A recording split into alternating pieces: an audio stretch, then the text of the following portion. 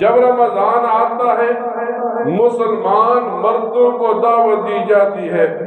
مسجد میں اعتکاف بیٹھے، عورتوں کو مسائل بتائے جاتے ہیں، گھر کے کسی کونے میں چھپ کر اعتکاف بیٹھے جہاں گھر والے بھی کم ہی جاتے ہوں۔ آج جب فتنوں کا دور شروع ہوا، اس دور میں ایک بڑا فتنہ کھڑا ہوا۔ مرد تو مسجد میں اعتکاف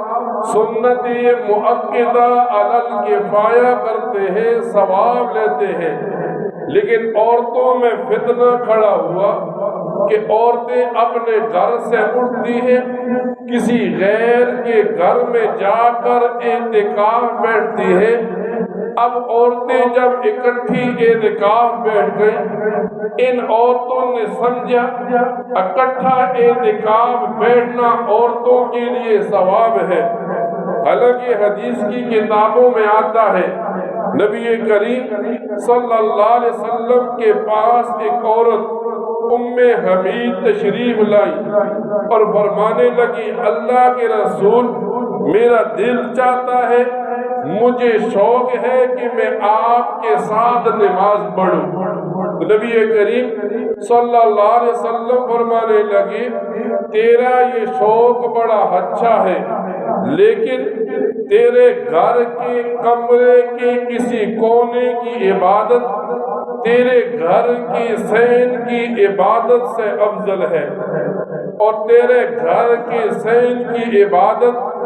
تیرے محلے کی مسجد کی عبادت سے افضل ہے، اور تیرے محلے کی مسجد کی عبادت میری مسجد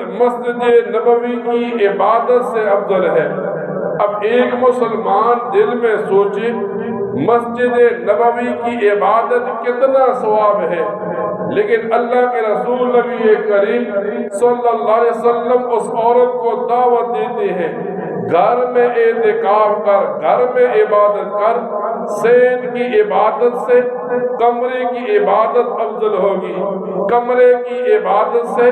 کمرے کی کسی کونے کی عبادت افضل ہوگی۔ یوں آتا ہے سیرت کی کتابوں میں، نبی کریم صلی اللہ علیہ وسلم 20 رمضان المبارک کو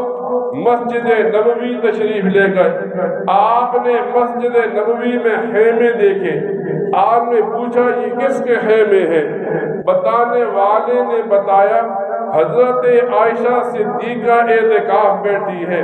حضرت حفصہ اعتکاف بیٹھی ہے۔ نبی کریم صلی اللہ علیہ وسلم نے دیکھا کہ عورتیں اکٹھی ہو کر اعتکاف بیٹھ رہی ہے، آپ ناراض ہوئے، آپ پریشان ہوئے، آپ نے حکم دیا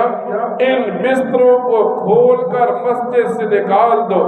اور یہی وہ سال تھا جس سال نبی کریم صلی اللہ علیہ وسلم بھی اعتکاف نہیں بیٹھے۔ تو آج ایک بری رسم ہمارے علاقے میں شروع ہوئی، لوگ عورتیں اعتکاف بیٹھتی ہیں، غیر محرم کے گھر میں بیٹھتی ہے، غیر لوگوں کے گھر میں بیٹھتی ہے، سمجھتی ہے ہم نے عبادت کی۔ یہ عبادت نہیں ہے، یہ ایک برائی اور بدعت